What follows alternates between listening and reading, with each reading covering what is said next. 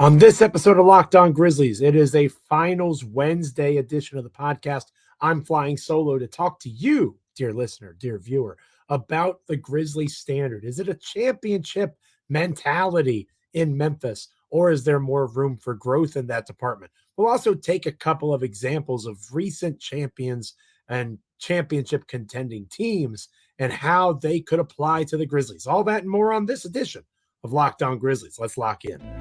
You are Locked On Grizzlies, your daily Memphis Grizzlies podcast. Part of the Locked On Podcast Network, your team every day.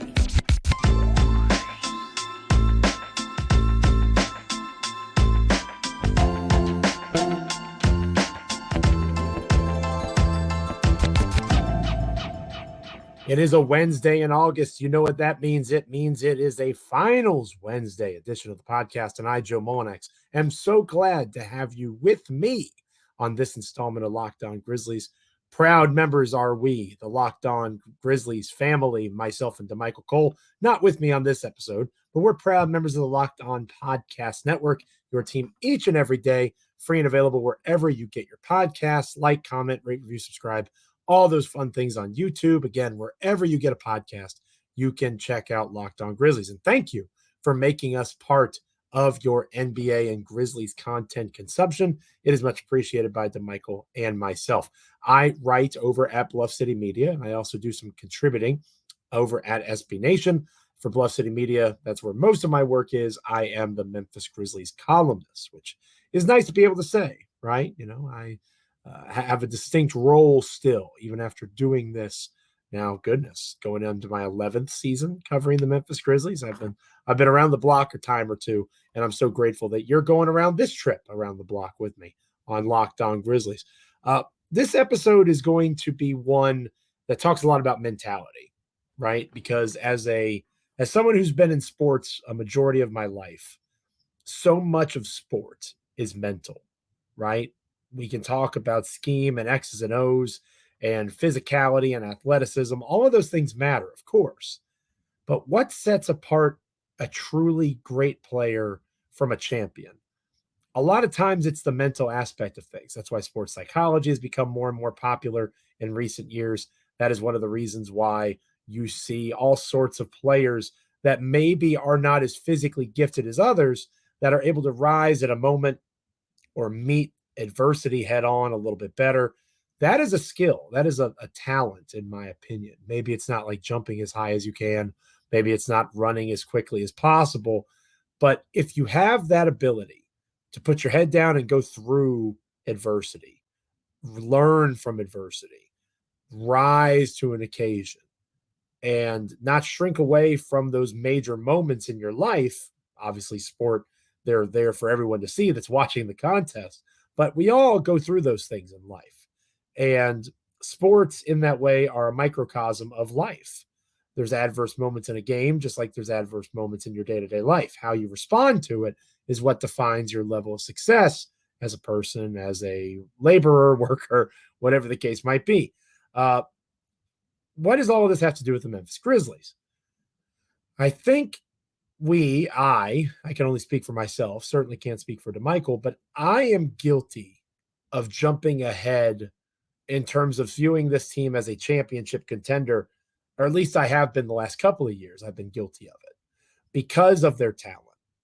Even though they're young, even though it would be unprecedented for a team, the average age of the Memphis Grizzlies over the last couple of seasons, to make the NBA Finals and win it. The Portland Trailblazers in the 1970s are the only team in the modern NBA era. And we're really flirting with the definition of modern now, right? I mean, that was over 50 years ago, depending on what time. Yeah, it's remarkable to reflect and think of it in that way. But we're close to 50 years of that team that really broke the mold in terms of being youthful and also being competitive at a championship level. The game of basketball has changed tremendously. And since that time, there has not been a team as young or younger as that Portland Trailblazer squad that competed for a championship in that manner. So that doesn't mean that it's impossible. Obviously, things that are improbable happen every day. But the last couple of years, Memphis being a true championship contender has always been improbable. And maybe that's one of the major reasons why you can point to Zach Kleiman only now dipping his toe in the contender deep end of the pool in terms of giving up first-round picks for a player like Marcus Smart, who is most certainly, as we talked about on a recent episode of Locked On Grizzlies, he's a 16-game player. He's a guy that can go out there and help you win a playoff series through his mentality.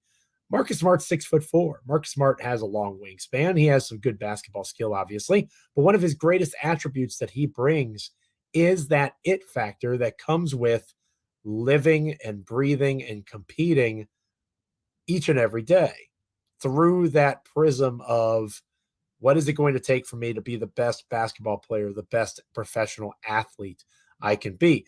And that mentality is going to be extremely valuable to the Memphis Grizzlies because even in the veterans that Memphis has, Steven Adams, obviously in the past, Kyle Anderson, Tyus Jones, Dillon Brooks, those guys don't really have that attribute, right? Or in the case of Dillon Brooks, they don't really have it plus the resume to back it up. Marcus Smart has played in numerous playoff series, numerous significant playoff series, NBA Finals games over the last few seasons, and he knows what it takes to get to that place where you compete on that highest level possible. Doesn't mean he was the best player on the floor. Doesn't mean he was the fifth or sixth best player on the floor, depending on the team that they were lined up against. But that's not what Memphis needs him to be. They need him to be that guy that helps establish and reestablish what the Memphis Grizzlies standard is. Because we talk about that a lot, or at least I do. Taylor Jenkins talks about it a lot, the head coach of the Memphis Grizzlies. What is the standard? It's defense. It's rebounding. But how do you expand upon that? How do you build upon the standard that currently exists and use it as a foundation for a larger process? I think that is where the Grizzlies are currently at. And I think Marcus Smart is the biggest brick in that proverbial wall to be added in the Ja Morant era. Because this is a guy who has been a part of a culture in Boston. Good, bad, or indifferent. Obviously, nothing is perfect. But they were winning. And they expected to win. And they expected to win at the highest levels of the sport. I think it's safe to say the Memphis Grizzlies don't have that capacity. They made it to the second round a couple seasons ago now. But they are not a team that looks like they are ready for when the lights are brightest. That game 6 against the Lakers was embarrassing. It was a unbelievably bad loss. Was it predictable? To an extent. But the fact that Luke Kennard was that important to your success hints at there being deeper, larger underlying issues. So this Memphis standard has led to regular season success. But how do you expand upon it? How do you, again, use it as a foundation for a house that hopefully will be a Memphis Grizzlies championship in the next couple of seasons? There are ways to do that. And one of the best ways to do that is to study those around you that have had success. You can't do it exactly the same, of course. That's not possible. But what you can do is find ways to make it your own. Take it, twist it, make it your own. And I do think that there is a lane for Memphis over the next couple of years to expand and really redefine the Memphis standard. Doesn't mean that you don't defend the way that you used to, or you don't prioritize rebounding the way that you have over the last few seasons, but it does mean that there has to be some room for growth. The standard has to be able to adapt and overcome and change, just like you expect your players to, just like you expect a coach to be able to, just like you expect any individual that's a part of a larger group with a common purpose that is bigger than themselves. That concept doesn't just go away because there's millions upon millions of dollars involved. And that's one of the hardest things to understand about sports. It's a business. These guys are multimillionaires. Jaylen Brown just signed a $300 million plus contract. But at the end of the day, it's still one team against another. Especially in the playoffs, there's a level of competition that heightens everything around you. And regardless of how much money you make, whether it's 300 million, 3 million, and everything in between, at some point, the ball is going to be in your hand if you are a part of a team. The ball is going to be in your proverbial court. What are you going to do with it? How are you going to respond when the adversity strikes? And how do you evolve. That's what we're going to be focusing on the remainder of this episode here on Locked On Grizzlies. Thankfully, there are some good examples of that for Memphis to model moving forward. But before we get to that, this episode of Locked On Grizzlies is brought to you by Ibotta. Big fan of Ibotta here over at Locked On Grizzlies. Are you finally taking that summer vacation that you've been planning, but you're dreading buying all of the necessities before you take off? It's time to stop spending your hard-earned money without getting anything in return. Enter Ibotta. The average Ibotta user earns $120 per year. That could cover the cost of an entire shopping trip for a vacation coming up. Or you could use that cash back to buy the flight that you've been eyeing, that game that you've been dying to go to while you're out on your trip, or the fancy dinner that you've been craving along your journey. You get cash back on hundreds of online brands and retailers too when you start with Ibotta, including Lowe's, Macy's, Sephora, Best Buy, and more. Right now, Ibotta is offering our listeners here at Locked On Grizzlies $5 just for trying Ibotta out by using the code LOCKED when you register. Just go to the App Store or Google Play Store and download the free Ibotta app today. Use the code LOCKED. That's IBOTTA in the Google Play or App Store and use the code LOCKED. We're talking one example, our first example of a way that the Grizzlies can borrow from someone else, take, twist, and make it their own towards a championship on this championship finals edition, Wednesday edition of Locked On Grizzlies. Stick with us. Welcome back to Locked On Grizzlies. I am your host for this episode, Joe Mullinax. Again, flying solo. Michael Cole will be back later on this week. And remember, we have entered the month of August. You guys have been spoiled this week. You got 3 consecutive shows, Monday, Tuesday, Wednesday. Probably not going to be the case Thursday. Just a spoiler alert there for you. Michael and I are going to do our best to get you a Friday edition, perhaps. But again, things get lighter over on the Locked On Podcast Network from an NBA perspective in the months of August and September. Doesn't mean that we're going to completely take off, but we will take advantage of the fact that people understand it's the NBA offseason. So just stay subscribed, stay locked in, so to speak, with us, and we will be back by the end of the week with at least one more episode. We're talking on this Finals Wednesday, the Memphis Standard. Taking it, twisting it, making it your own when comparing it to other standards. And the one that comes to mind the most, for me at least, when it comes to the National Basketball Association right now, is the Miami Heat culture, right? The fact that they've employed Udonis Haslem the last several seasons almost strictly because of Heat culture and the role that he plays in it. That's significant. And that is something that matters a lot when it comes to those moments we were talking about earlier, when you're in those adverse situations. Do you trust your teammates? Do you trust your work? Do you trust the scheme? All of that matters a lot to the Miami Heat, clearly. Whether it's Pat Riley that you give credit for, whether it's Eric Spoelstra, the players on the floor led by Jimmy Butler at this stage of the Miami Heat. It's important to remember, LeBron James, Chris Bosh, Dwayne Wade, all sorts of other guys have come through that Heat organization under the thumb of Pat Riley and Eric Spoelstra, and the standard seems to remain the standard. It is consistent because of the way they compete, the physicality they bring defensively, and the willingness that they have to defend completely. And I think that's the first thing that Memphis can take, twist, and make their own, looking at the Miami Heat as they try to establish a championship version of their standard. And I'm going to bring up Jaren Jackson Jr., who we've been praising recently here on Locked On Grizzlies. The main thing that we wanted him to work on the last time DeMichael and I talked about Jaren was his playmaking, the ability off of a dribble move on the perimeter, something on the block in the mid-range, wherever Jaren might be. He's one of the worst bigs in the National Basketball Association at actually going out and creating for others. So being just better at that, not elite, not above average even, just being average as a creator, as a big, could do things for this half-court offense that we frankly don't know what to expect because we haven't seen it before, right? Defensively, where I would like to see a little bit more malleability, the ability to evolve in Jaren's game, is the fact that when you have a player like Jaren, whose strength is rim protection, and you don't see him consistently taking on the toughest assignment from a front court player because of how significant it is to the specific scheme of the Grizzlies, that to me is a space where Memphis has to pause and look at what they have in Jaren Jackson Jr. So I know DeMichael had an episode a couple episodes back critiquing Taylor Jenkins. This is my shot across that bow, because I think Jenkins as a coach needs to allow Jaren to have a little bit more faith in him and himself and put him in positions, not necessarily to do ISO defense, because again, that's not the strength of his game, but it's the ability to do so. I talk a lot about predictability. That's a problem for the Grizzlies half-court offense. Ja Morant gets the ball at the top of the key. Everybody clears out. It's an ISO collapse, find a shooter.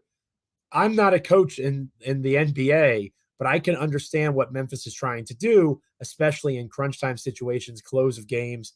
They're predictable.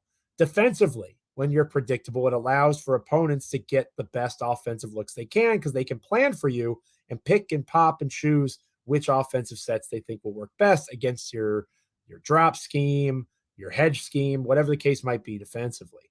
If you know that Jaren Jackson Jr. is not a player that Memphis wants to have switching, if you know that Jaren is best as a weak side defender and you try to find ways to get him out of position from that space, you are limiting long-term as teams get used to Jaren being one of the absolute best defenders in the NBA, which he was this past season. As that continues to grow and evolve from an NBA perspective, Jaren has to be able to do more defensively. He has to be able to take on those assignments on the perimeter, not just in a switch, not just when he's out there with David Roddy or with some other big that is capable of switching, Brandon Clark when he's healthy, Xavier Tillman. Not just then, but he has to be in a place where he can expand his defensive impact in terms of finding himself as a primary defender on a lead front court, at least, score. You can't go into a series where Anthony Davis is one of the best players on the planet and say, Jaren can't defend AD. Why the hell not? Well, because it's not good for the scheme. That's not Jaren's strength. That's not what he's best at. Sure, all that makes total sense. You allow for him to do what he's best at, but he still has to get better at stuff that he's not as good at so that he can have a more versatile game. Because that allows coaches like Darvin Ham and the coaching staff for the Lakers to take advantage of what the Grizzlies are, for whatever reason, unwilling or unable to do in this moment defensively. You have to push the boundaries, and Miami does that consistently. They push the boundaries of physicality. After you've played the Miami Heat in a basketball game, you feel it. You know you were in a fight, a basketball Donnybrook with the Miami Heat. They play a physical brand of defense. That's not to say Memphis doesn't. I would say at times they do. But there's still room for growth and development there. And from a young team, it makes sense when compared to a veteran team like the Heat that they are not quite at that place yet where they can embrace that tenacity, to take the energy, and we'll talk more about that here in our final segment of the show, to take the energy that exists with a young roster and to channel it. That's one of the hardest things for any of us to do. We all have energy. But when you're in a tough spot, instead of feeling sorry for yourself and using that energy to do something that's going to be against your goal, how do you find a way to redirect? That is key for all of us. And I think for the Grizzlies to be in a position to try to win a championship, whether it's this season, 2 seasons from now, whatever it is, they have to find a way. And sometimes it's just experience, right? Sometimes it's just finding experience and getting those minutes, getting those reps, being put in those spots and learning from mistakes and successes as they come. There is no substitution for time and experience. There's no shortcuts in that way. But when I look at the Miami Heat, I see physicality. I see a defensive versatility. Bam Adebayo is a phenomenal defensive player. He does a lot of different things. On ball, off ball, he is able to mix it up. I want to see more of that from the Memphis Grizzlies, even on the defensive side, where they figure to be a top 5 team if they don't change a thing because of their personnel. Jaren Jackson Jr., Steven Adams, Marcus Smart, Desmond Bane, an above average defender. You kidding me? Even when Ja Morant's out there, it's not going to matter in terms of his defensive weaknesses because the other guys around him can make up and then some for what Ja does not bring to the table on that end of the floor. And heaven forbid Ja Morant figures out how to defend consistently. Look out. But there has to be room for scheme evolution. And I think that starts with Taylor Jenkins, but it also starts with the players, or continues, I should say, with the players being willing and able to meet those challenges head on. We'll talk about a San Antonio Spurs example of that idea, building upon the Grizzlies standard on this Finals Wednesday. Stay with us here on Locked On Grizzlies. Welcome back to Locked On Grizzlies. I am your host, Joe Mullinax, closing up shop on this Wednesday, Finals Wednesday edition of the show. To Michael Cole, my co-host, not joining me on this episode, obviously, but he'll be back. We'll be back to close out the week, probably a Friday episode. I alluded earlier in the show. Probably not going to be a Thursday one, if I'm being honest. Probably a Friday edition of the show. To Michael and I will be back together, and we'll close out the week with another installment of Locked On Grizzlies. But on this episode, we've been talking building upon the Grizzlies standard, right? Taylor Jenkins says it all the time, Zach Kleiman. And I do think they have established a mentality. Defense is important. Being a dominant rebounder. The way that you carry yourself matters. And even in the face of that standard not being met by people like Ja Morant, Dylan Brooks, it's important to have a standard, a code, right? It's important to have something that you aspire to. The Grizzlies have to evolve that code in order to truly become a championship contender. That's the overall premise of this episode. And I talked about the Miami Heat and their culture and how they are defensively versatile and how Memphis needs to get better at that and not be so predictable.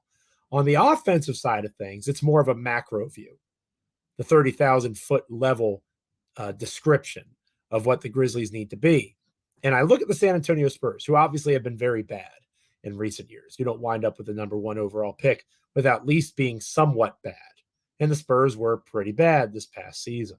But obviously, Greg Popovich is widely regarded as one of the very best coaches, if not the best coach in the National Basketball Association. And the San Antonio Spurs, before their recent woes over the last few years, were one of the most respected winning franchises in the entire NBA. And the way that Popovich and company have evolved that philosophy is something that Memphis really should try to emulate. Not copy, because Memphis is different than San Antonio, different personnel, different situations. But the fact that the San Antonio Spurs, when they started being really good, had two bigs in David Robinson and Tim Duncan that just dominated the paint, were utterly unstoppable on the glass defensively. You weren't ever going to score when Robinson and Duncan were on the floor together, at least not on a consistent basis. And for that to become towards the end of the Spurs dynasty, playmaking, dribble penetration, kick out to shooters, moving the ball as quickly as possible, cuts, backdoor cuts, all sorts of slashing. For that to evolve in and of itself is a testament to the type of coach that Greg Popovich is. He sees changes in the game. He sees changes in his own roster. And he sees the need to be able to go from a plodding, methodical, feed the bigs, control the clock, be aggressive defensively type of style to towards the end, as I mentioned earlier, run and gun, shooting threes, allowing Duncan to be more of a facilitator on offense. Same thing with Boris Diaw, Tony Parker getting to the paint at will, Manu Ginobili, all sorts of different guys. Kawhi Leonard, obviously, for a time there in San Antonio. But there was such change, drastic change. And it's important to understand, because again, we can debate pin down screens and all sorts of different sets, dribble handoffs. What is your favorite basketball set? Maybe you can mention it in the comments, what you think the Grizzlies should do more in terms of actual X's and O's. My point is, none of that matters if you do not have something that meets the needs of your personnel. If you cannot, as a coach, look at your roster and say, these guys cannot do what I am asking them to do. How do you tweak what you do? That's one of the reasons Mike Budenholzer is no longer with the Milwaukee Bucks.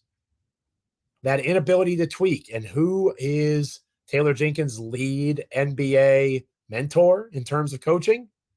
Mike Budenholzer. Budenholzer is a very good basketball coach, obviously. You don't get to the NBA Finals and win it without being a good coach. But at some point, you either adapt to meet the needs of the game evolving or the game passes you by. And I think that's what's happened at this stage. Obviously, he can still come back to the league. At this stage, that's what's happened to Budenholzer. And it could potentially happen to Jenkins if he does not find a way to look at his roster and with Marcus Smart's arrival, once Ja Morant is healthy, you have multiple playmakers on the perimeter. You don't have as much size. How do you respond to that? How do you set screens? How do you get Jaren Jackson Jr. the ball out in space? How do you get Desmond Bane and Steven Adams to recreate the authentic chemistry that they had together a couple of seasons ago? How do you get to that high post look? How do you create enough space to get to that room, to get to that level? What do you do for Ja Morant as he returns?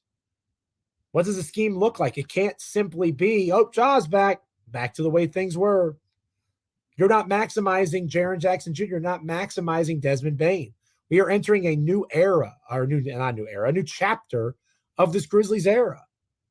Ja Morant is clearly the superstar, but Jaren Jackson Jr. is a star. Desmond Bane is quite literally a max contract player.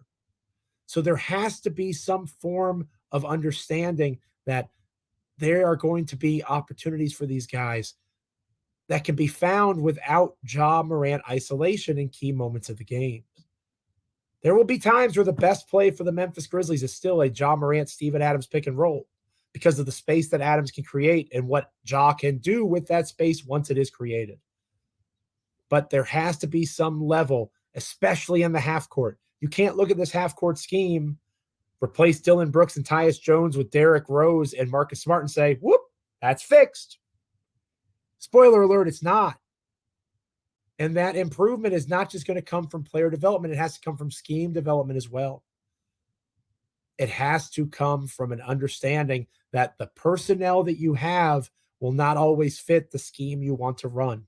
You can't square peg, round hole this thing. If you do, you're going to continue to have the same issues. The definition of insanity is doing something over and over again and expecting a different result. If Taylor Jenkins does not tweak his half-court system, if he does not look for ways to get, if you're going to be small on the perimeter anyway, might as well go Bane and Kennard and Smart. Might as well. Why not? And we know that Bane and Kennard provide a level of spacing that not many other NBA teams can emulate because of how good they are at shooting the freaking basketball. So let them shoot. It's not to say that the Grizzlies don't want to shoot threes, but put them in positions off of ball screens. Put them in positions on pin downs. Let them get cutting around the baseline.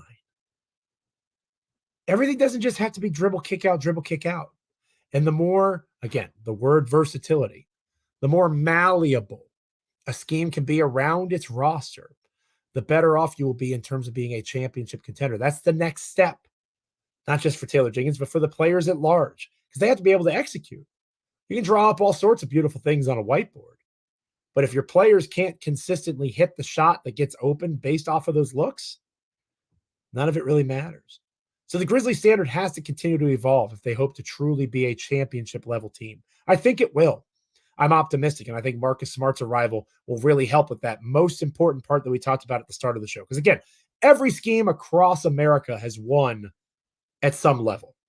The triangle, slash and cut, 5 out, all sorts of different styles of winning, right? Feeding the block to Shaq. You can win a basketball game just about in any way in terms of X's and O's. You might have a preference, but it has to fit your roster and it has to fit within what it means to be a Grizzlies player. I think redefining that through the lens of Marcus Smart and allowing Jaren and Bane to take on larger roles while still understanding that Ja Morant has to find a way to redirect that audacity. The energy